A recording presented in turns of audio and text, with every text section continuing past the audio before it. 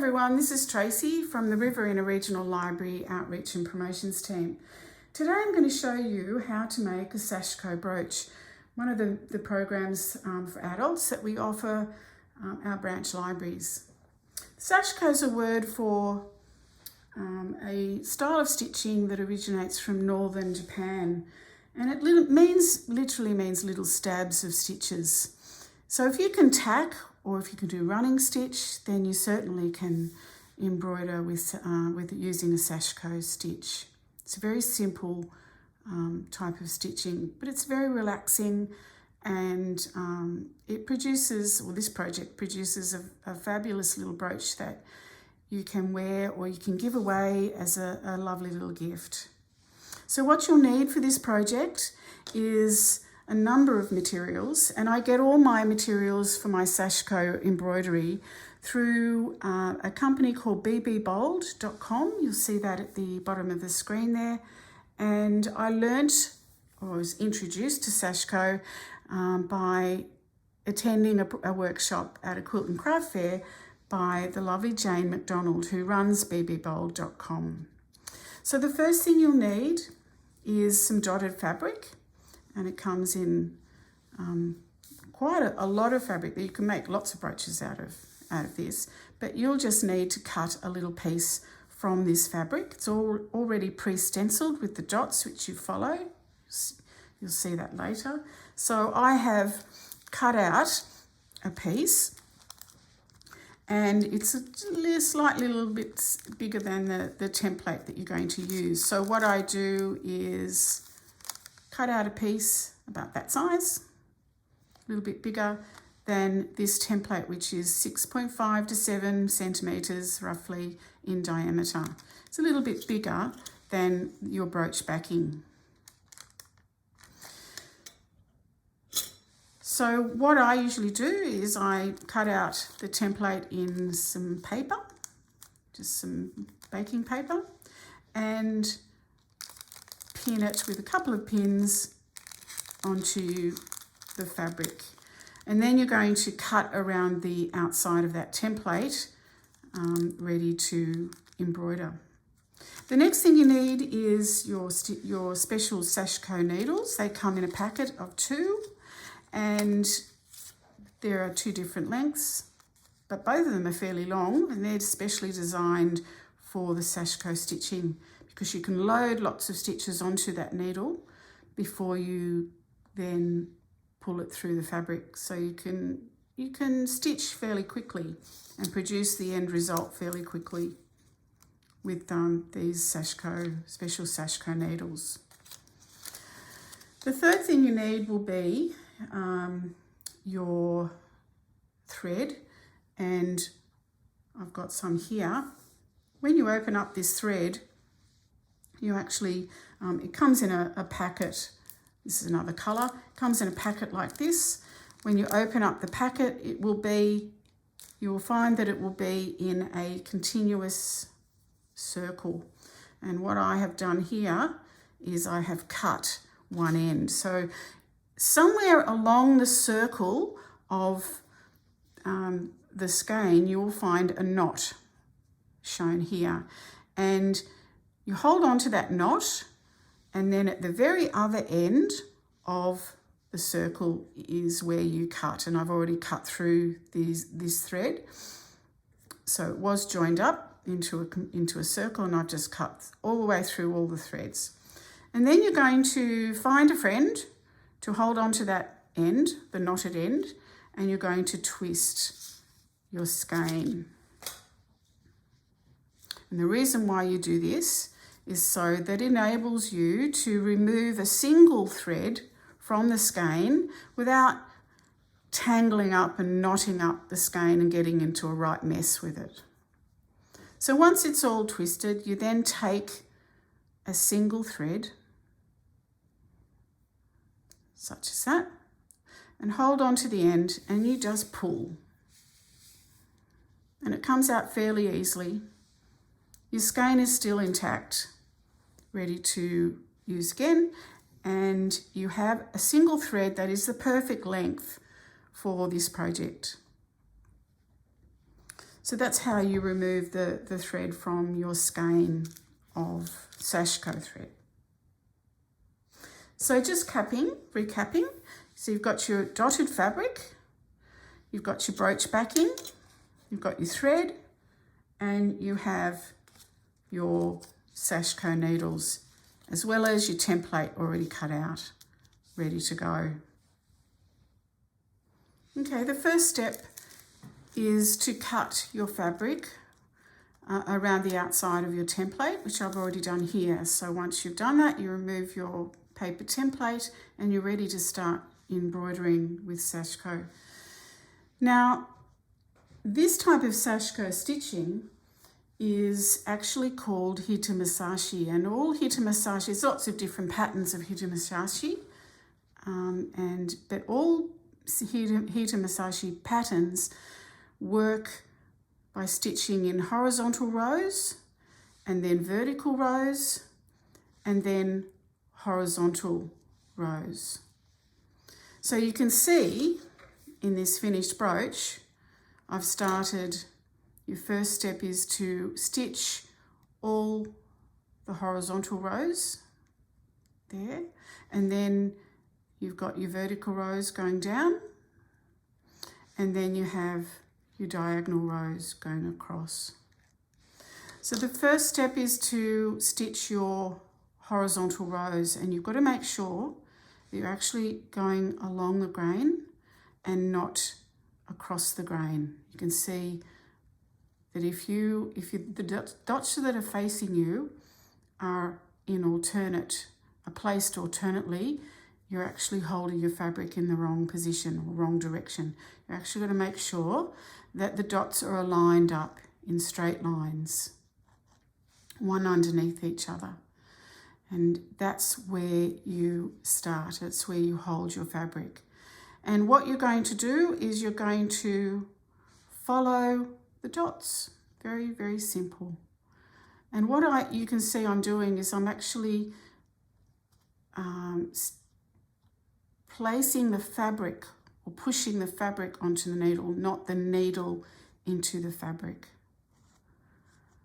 And you can do a whole row in one hit, in one go, which makes it quite speedy little project. It doesn't really matter if it's a little crooked because you won't see that once it's all finished. Turn your work around to start on your second row, and the next thing, don't worry about doing stitching through a dot that's right on the edge. You can just go to the next dot, and what you're going to do, oops, I've done that wrong. What you're going to make sure is that you stitch every alternate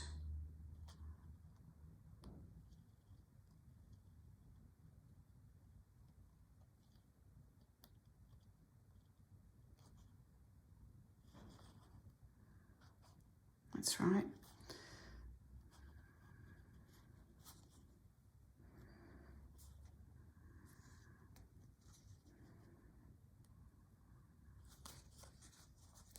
So pull your thread through,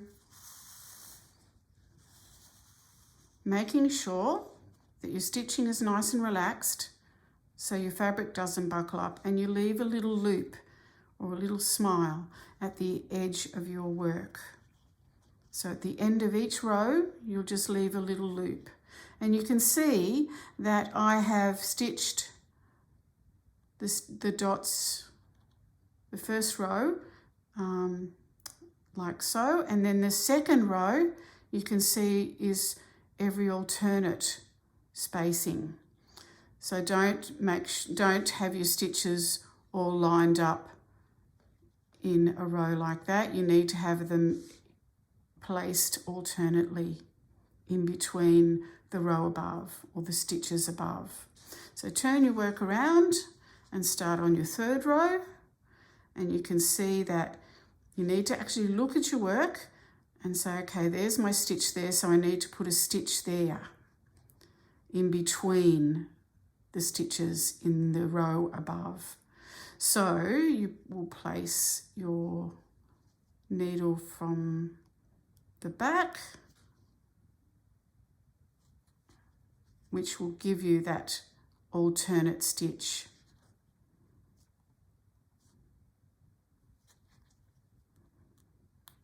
So pushing the fabric onto the tip of the needle instead of the needle into the fabric.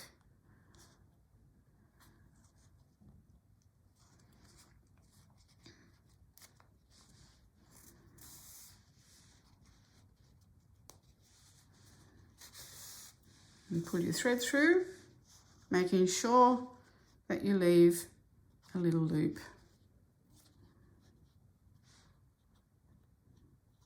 Or a little smile. Again, looking at your stitches, you're going to have a stitch in between, in the gap, lined up with the gap, sorry, in the row before, a stitch there. So you'll come up here.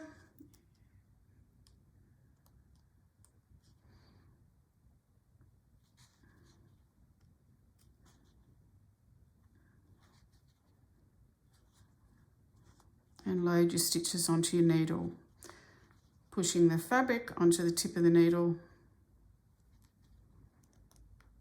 instead of the needle onto the fabric.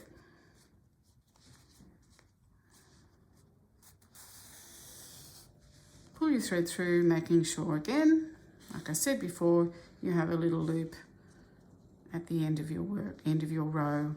So continue on stitching your horizontal stitches until you have got to the bottom of your little circle of fabric. So now I've completed my horizontal stitches, making sure that every row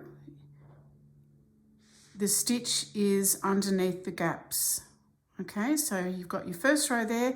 The second row, each of those stitches sit underneath the gap in the stitches above. So make sure that you haven't made a mistake and got a little distracted and started stitching underneath the stitch instead of underneath the gaps. If you make a mistake right down here, which I have done before, and you don't discover that until you do your next vertical rows and you think, oh, hang on, this isn't working, and it's because you've made a little mistake and you haven't been concentrating and making sure that each row of stitches below the one above are actually alternately spaced. So make sure that's that you've done that accurately.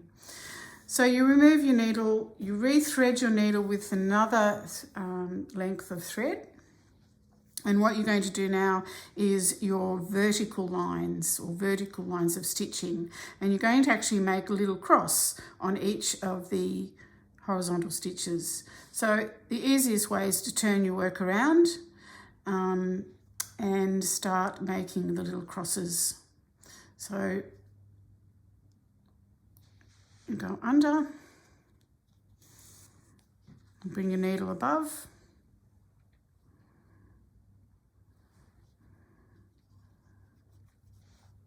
and then you're going to kind of just eyeball the stitch length.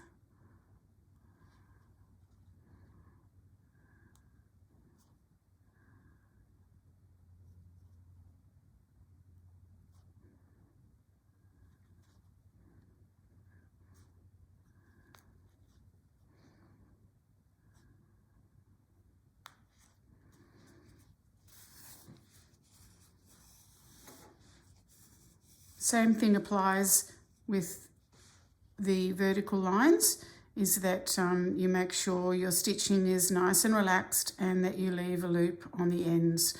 So there you've got your little crosses going across the previous stitches.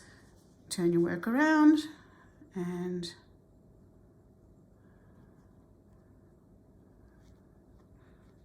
you do your next row of crosses, making sure that you try and push the fabric onto the needle instead of the needle onto the fabric.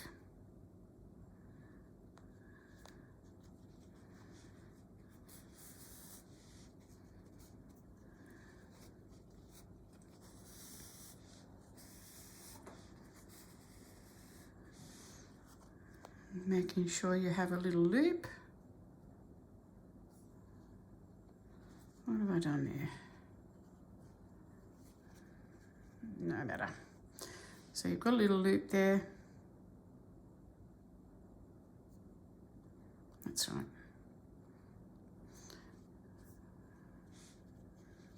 Turn your work around and do your next row. Bring up the needle from below the fabric and make your little crosses.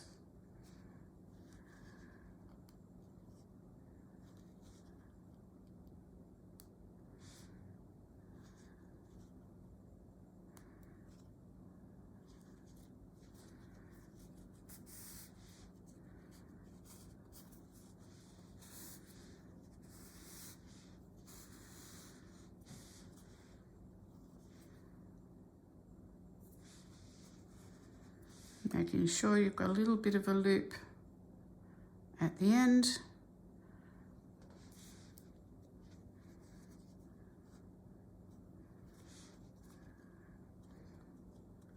So there you go. So you continue doing that. Continue doing your vertical rows,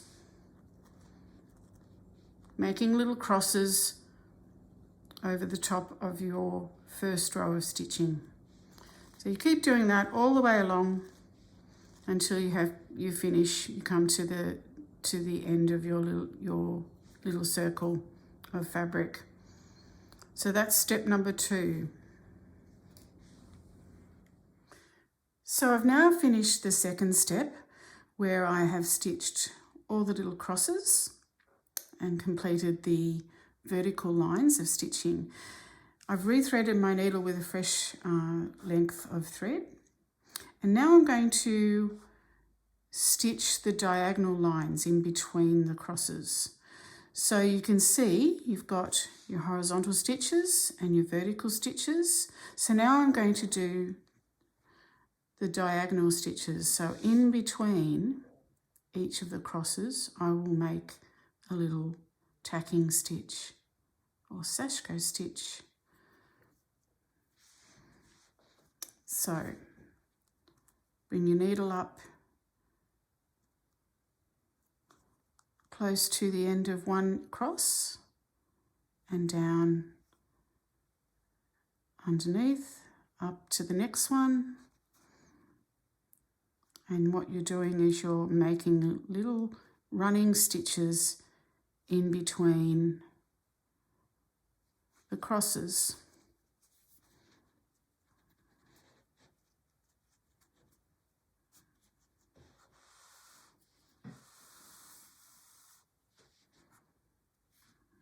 Like so.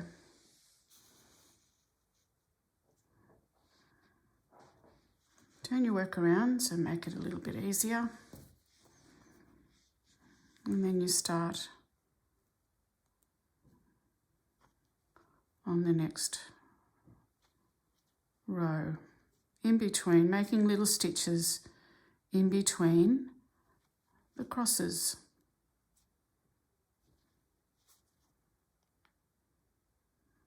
Pushing the fabric onto the tip of the needle makes it a lot easier to do than the other way where you're trying to push the needle into the fabric. Always make sure,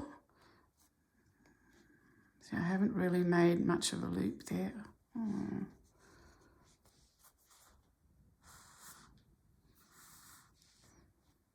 There we go. Always make sure that you leave a little loop at the end of the row.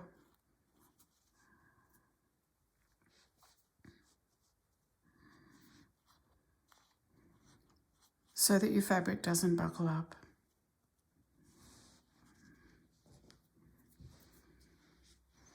You can start on the next one.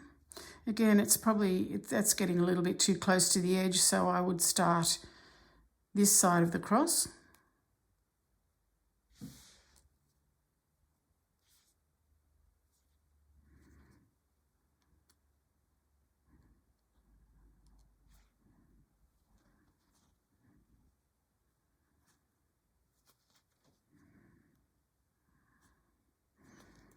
So you just keep going row by row in between the crosses until you get to the end of your row of crosses.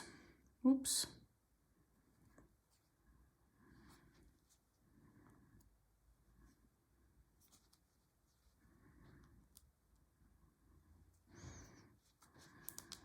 Sometimes I don't quite get to the end of the row before the needle feels like it's just got too many stitches loaded on, so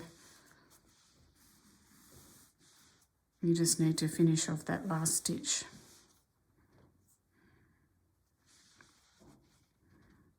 Leave a little loop.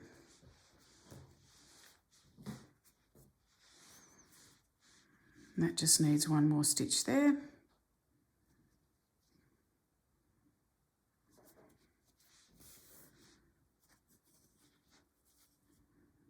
Before going on to the next row. So you continue on like this until you finish stitching in between all the rows of crosses.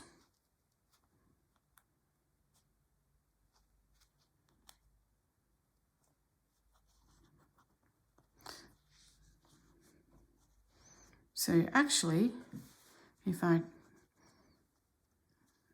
show you like this, you're actually making diagonal rows in between each of the crosses. So that's all the diagonal lines done. Now what we need to do is do exactly the same thing as this step before, except we're going to stitch the other diagonal lines. So what we're going to do is stitch in between those diagonal crosses. So we've done this diagonal, now we've got to do that diagonal lines, but the same way. So pick up your work, thread your needle with a fresh length of thread,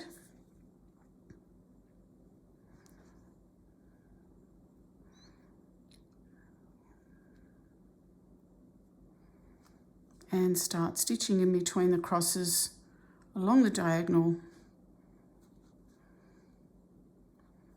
along the other diagonal line.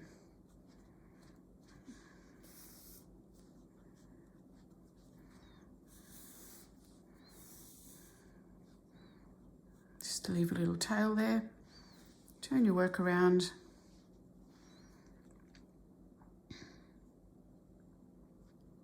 Again, it's a little bit close to the edge there, so I won't worry about doing a stitch there. So you go underneath the cross and then stitch, make a stitch in between, just as you did before in the last step.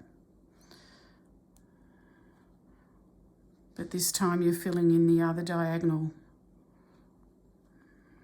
line of stitches. Sometimes it gets a little bit messy on the edges, but that doesn't matter because that's all going to be hidden when you attach your work to the brooch backing. Leaving a little loop, don't forget, at the end. See, somehow I've lost my little cross there, or half of it, but that's okay because that will all be hidden.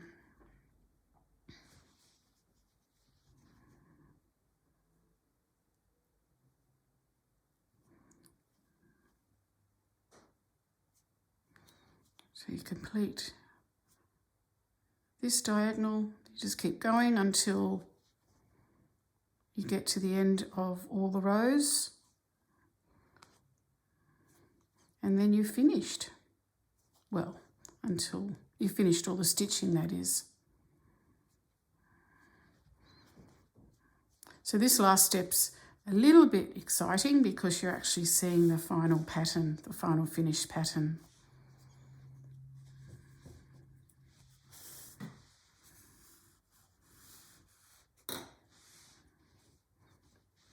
Just leave a loop before you go on to the next line.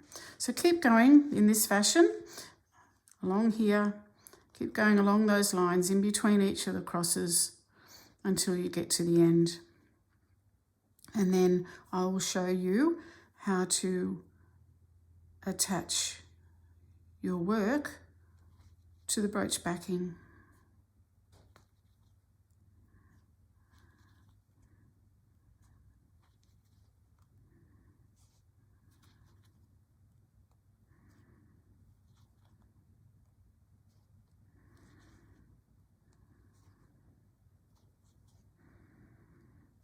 I nearly got to the end there, all in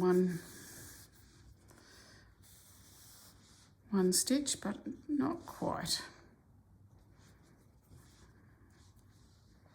I just have to finish off that last one.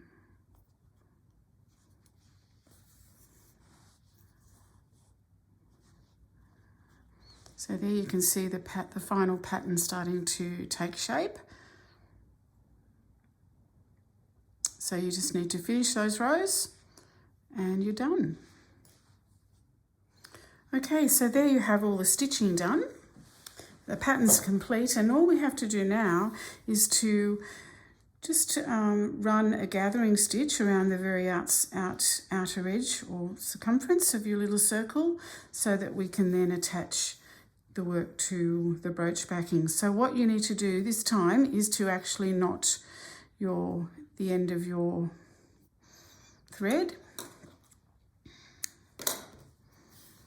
and then just do a very simple running stitch or gathering stitch.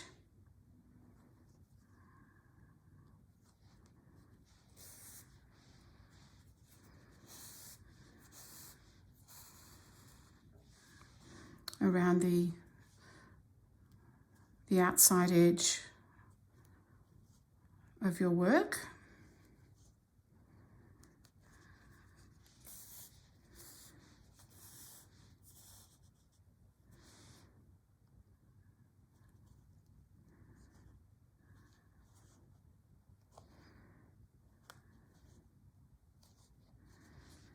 Nearly there.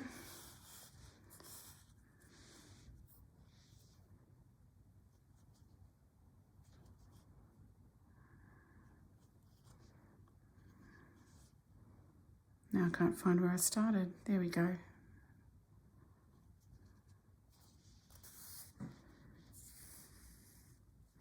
Okay, so then you take your brooch backing. You take the little metal disc and put it laid in the center of the back of your work, like so, and then you just pull your gathering stitch,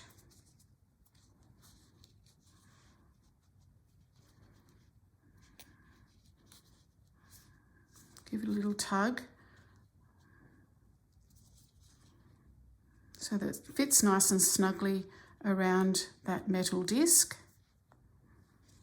and then just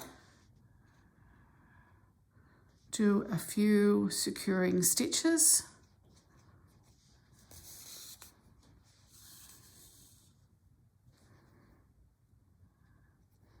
Just to hold it in place.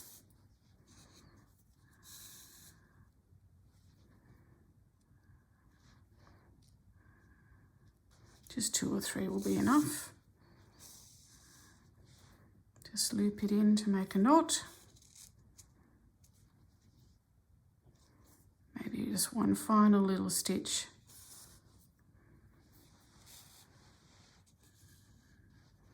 To make it nice and secure.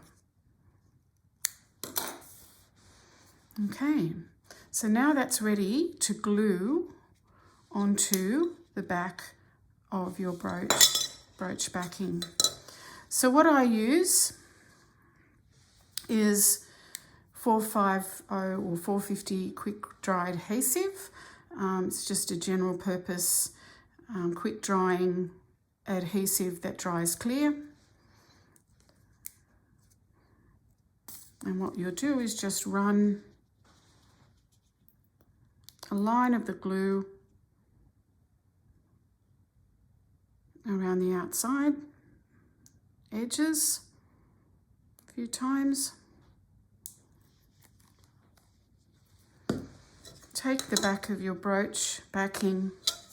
Make sure that you position it the way you want. So you've got the clip there, so that's the face, and position it and give it a bit of a press so the adhesive takes hold. And that shouldn't take too long to dry. And there you have your lovely little Sashiko brooch. Now, as I said before at the beginning of this video, you can get lots of different colours of Sashiko thread, including lots of lovely variegated colours like that. So we've got lots of different variegated coloured thread, and that actually makes a really interesting brooch too. So this one I made using this variegated thread. Okay, so that gives a nice, different effect to this one.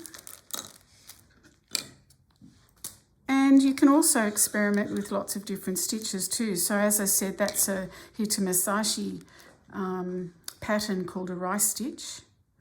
But you can also make other stitches and using different coloured thread. So in this particular one, I've just stitched little stitches, rows of little stitches in white, and then I've actually woven the variegated coloured thread through to make that different effect. So there's lots and lots of things you can do with these brooch backings and the different coloured Sashiko thread. So there you go, there you have that little project finished. So you can get all your materials from bbbold.com. And away you go. Happy stitching.